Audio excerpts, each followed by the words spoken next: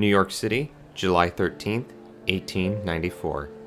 Members of the press stand waiting for an announcement from George Pullman, head of the Pullman Palace Car Company, regarding the recent strikes that were broken up by the U.S. Army soldiers in Chicago. When Mr. Pullman appears, standing beside him is his personal attorney, Robert Todd Lincoln. Hello, and welcome back to History in Focus, your one-stop shop for the stuff they didn't teach you in school. This week, we will continue our look into the life and times of Robert Todd Lincoln. Just remember to give freedom a ring and hit that subscribe button. Following his father's death, Robert Lincoln, his mother, and Tad moved to Chicago in 1866. Once there, he quickly set about finishing his law studies and apprenticing with a law firm. He took a brief hiatus in 1866 to join the Grand Excursion by the Union Pacific Railroad to view the construction progress of the Transcontinental Railroad. It is suspected that this is where he made his acquaintance with the young George Pullman. We'll get to him a little later. By the start of 1867, Robert became a licensed attorney. Despite his growing career, taking care of his mother proved to be one of the most difficult aspects of these early years. As we mentioned in our last video, Mary Todd Lincoln's mental struggles are well known, but after the death of Abraham Lincoln, those issues became more and more prominent. Mrs. Lincoln would often complain about being broke, despite having more than enough money to live comfortably, if not lavishly.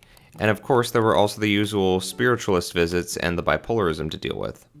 On September 24th, 1868, Robert married Mary Harlan, the daughter of Iowa Senator James Harlan. The newlyweds settled down in Chicago after the wedding, while Robert continued his work as an attorney. A year later, the Lincolns would welcome their first child, Mary "Mammy" Lincoln, in 1869. Unfortunately, tragedy struck the Lincolns again, as young Tad would die in July of 1871 of either tuberculosis or another respiratory infection. Tragedy then struck again, as the Lincolns and the rest of the citizens of Chicago were engulfed by the Great Chicago Fire. Though Robert and Mary Todd Lincoln were never truly in danger, they did not fully escape unscathed. Robert's law office building was burned, and Robert also lost the few letters he had from his father. By 1873, Robert's family had grown with the addition of Abraham Lincoln II in 1873. However, by 1875, Mary Todd Lincoln's mental state had deteriorated, and Robert had to have his mother committed to an insane asylum. While it is unknown exactly what the final straw was, there were several incidents, including an aborted plan by his mother to kidnap his daughter. In the midst of the 1876 presidential election, Robert became wrapped up in an attempt to kidnap his father's body, because losing his brother, his mother to insanity, and a fire in a span of 5 years wasn't enough, apparently. A group of counterfeiters planned to kidnap the dead president's body and bury it in the Indiana sand dunes until their best engraver was released from prison. Thankfully, this plan was foiled by the Secret Service. Despite trying to stay out of politics, Robert could not avoid the tantalizing dreams of Republicans who wanted to begin vaulting the son of their slain president into politics. To the surprise of everyone, President Garfield chose to appoint Robert Lincoln as Secretary of War following his election in 1880. Robert's tenure as Secretary of War was considered to be expertly managed, impressing more experienced politicians and the press. Some even considered him to be the greatest Secretary of War since Jefferson Davis. However, tragedy could not escape the Lincolns, as he was present for the assassination of James Garfield on July 2, 1881. When inquired about the assassination the next day by a reporter, he remarked, "By God, how many hours of sorrow I have passed in this town." Following the death of President Garfield on September 19th, President Arthur was sworn in. He only kept one member of the late president's cabinet, Robert Todd Lincoln. During his remaining term, his mother mercifully passed away from a stroke. The two had managed to slightly repair their relationship before she passed. The presidential election of 1884 saw President Arthur mount a brief attempt to win its second term on his own merit, but ultimately decided not to, partially due to his own health concerns.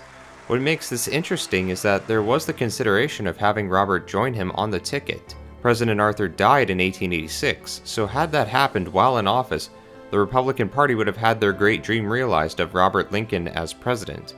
But I'll let the alternate historians have fun with that. Following the end of his term, Robert returned back to Chicago. His return home would be short-lived, as in 1888, the newly elected Republican President Benjamin Harrison nominated Robert Lincoln to be the United States Minister to the UK, which was considered to be the most important position in the State Department. Similar to his tenure as Secretary of War, there was very little to do as relations between the two countries was amicable, but as seemed to follow Robert Lincoln, tragedy struck the family as his son, Abraham Jack Lincoln II, passed away from tuberculosis in 1890. This would put Robert in a long depressive state, blaming himself for the death of his son by taking the appointment, just like he blamed himself for his father's death by not going to Ford's Theater. Lincoln's term as U.S. Minister to the UK would end in 1893. He and his family would once again return to Chicago, where Robert was hired as the personal legal advisor to George Pullman in the spring of 1894, not too soon before the Pullman Strikes began. The Pullman Strikes could have their own episode, but the basic summary is that the Pullman factory workers, disgruntled by lowered wages while rents in Pullman town stayed high, sought to join the American Railway Union. This then caused a strike by Pullman factory workers and then a general boycott by the ARU, which was broken up after President Cleveland sent in the army.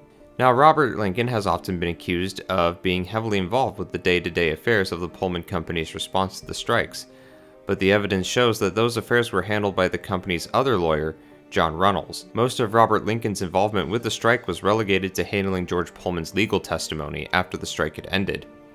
In 1897, George Pullman would pass away, and the board of directors voted Robert Lincoln as the interim president of the company. Robert did such a good job that he was named the permanent president of the company, a role he would hold for almost the entirety of his remaining years. His term as president of the company would see it grow and become even more wealthy than under the administration of its namesake. If you can't guess what's coming, then you haven't been paying attention. In September of 1901, Robert Lincoln and his family went to Buffalo, New York to visit the Pan American Exhibition. When they got off the station on September 6th, Robert was informed that President McKinley had been shot. Lincoln went to see the president, and while there briefly met with Vice President Theodore Roosevelt. President McKinley would die on September 14th, 1901. One of Robert Lincoln's last actions was how he dealt with the Pullman porters. Following the strikes of 1894, it had been Pullman policy to crush any unionizing attempts. Pullman porters were paid less for their work than white company members and began actively seeking a means to increase their pay, including unionizing. These efforts got the attention of the federal government, and Robert Lincoln was called to testify in 1915.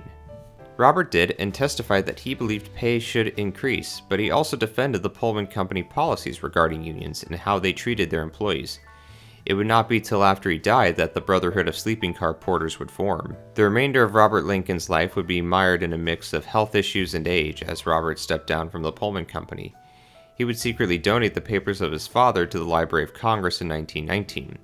His last major public appearance was at the dedication of the memorial to his father in Washington, D.C.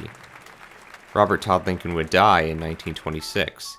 He forged a legacy outside of his father's shadow and bridged the gap between the American Civil War and the start of America's Golden Age. If you enjoyed this video, please subscribe for future content. Let us know what you thought down in the comments below and what you would like us to cover next.